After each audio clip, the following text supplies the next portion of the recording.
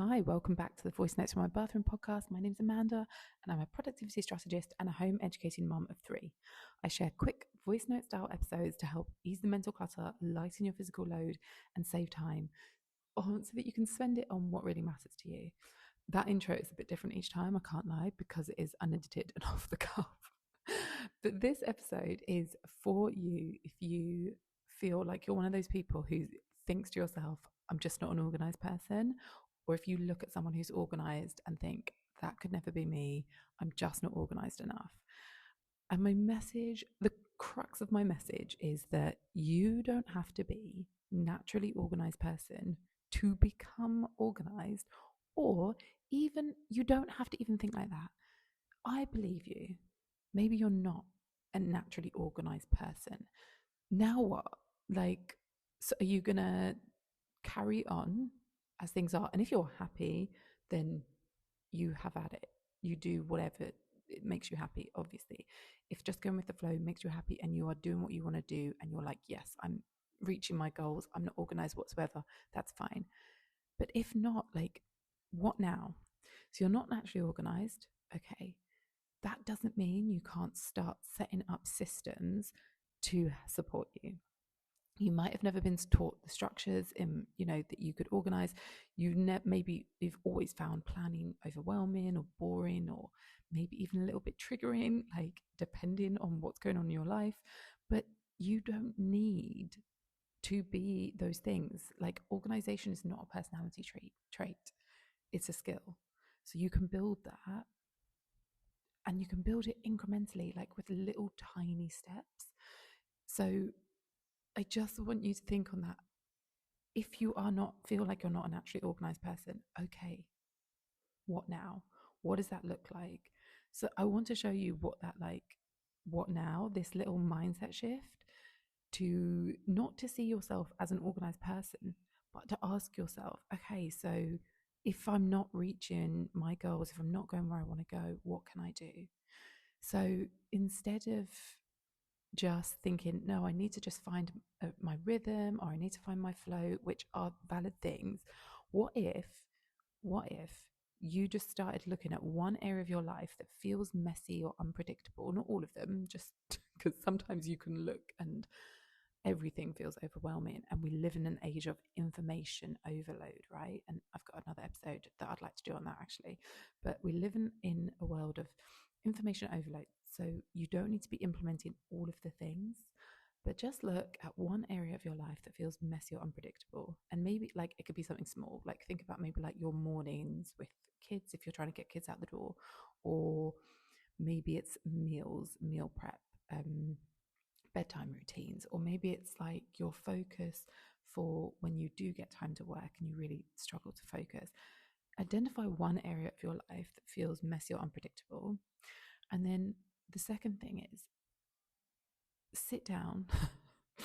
Sit down with a cup of tea or coffee or something, as in, you need to sit down, you need to be able to relax and breathe so that you can think creatively and think, what could make this easier? Like, is there a system I could implement? If it's mornings and the crux is that the kids are like, they don't want to leave for school. Now, obviously, that's all loaded, but like, getting out is a nightmare. They get distracted. I end up yelling. I lose my cool. They lose their cool. It's a whole mess. Maybe you need to start with a really simple list for your kids on how they get out of the house, or for yourself. Like, maybe that's where you start, and you don't need to be printing anything off or designing anything in Canva. Write it down on a piece of A4 paper. In fact, this is what I do all the time when I do systems. I write it on a piece of paper before I even try and create a visual. I've finally found a brilliant tidying up system that works in my kids' room. Honestly, send me a message on Instagram if you're like, yes, please, I would like that. And it started with written down a simple piece of paper. I tried other routines, and this one has worked the best. And it starts by just getting it out. So get out, like, what could it look like? What could I do? I've got loads of tips over my Instagram too. If you go to my Instagram, if you are thinking, I really want to work on being able to focus when I sit down to do my work, or I really want to implement some kind of task system because there's so much going on in my head for work, sit down and be like, what can I do? And you might not, but you also might actually know the answer. You're just not doing it, or you're not seeing yourself as someone who can do that. So what tiny system could you implement? And it could be really simple. So maybe it's like a 3-step morning routine, right? Maybe it's just a list of your go-to meals to start making it easier to make your meals. It's a kids checklist they can follow. You start implementing a daily top 3 for your work focus. Maybe you go, you know what, I'm gonna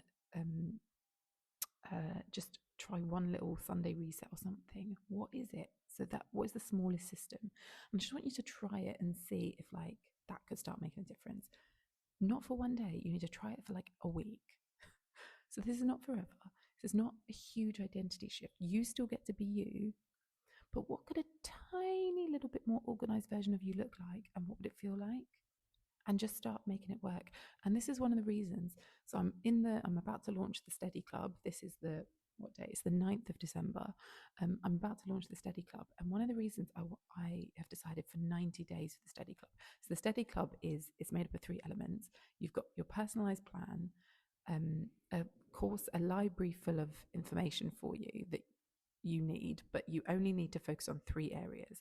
And then we're going to look at 3 areas of your life, and you're going to get 90 days of support with that. And the reason I'm doing it across 90 days is that often we try something for a couple of days, think, oh, that didn't work. My kids it was still a nightmare, or that didn't work. I still wasn't able to focus on my work. I'm just not going to bother. We have to try things over a period of time and look at them and see what's not working to continue to do them for things to actually get easier. It might not look easier 2 weeks in. A year down the line, it might look completely different. And you might think, well, that's a really long time away. But do you want to stay where you are, or do you want to move forward? So, okay, you're not an organized person. What now? So look, that's the mindset shift is, I'm believe you. What now? What could systems give you if you tried something simple? And please, the simplest thing, you don't need to go and create a complicated podcast workflow board for your podcast. I've done it. I didn't stick to it. Not right now. I did it years ago. What one thing could you try? So those 3 steps are: identify one area that feels messy or unpredictable. What's the smallest system you could do to make that easier? Try it for 1 week. And then come back to me and let me know. And if you're interested in the Steady Club, you can go to my website, unmuddled.co/steady, and sign up for the wait list. We open this week. And yeah, if you have any questions, of course, always come and ask me. You can find me on Instagram, amanda.apj, or through my website. And that's all for now. Bye.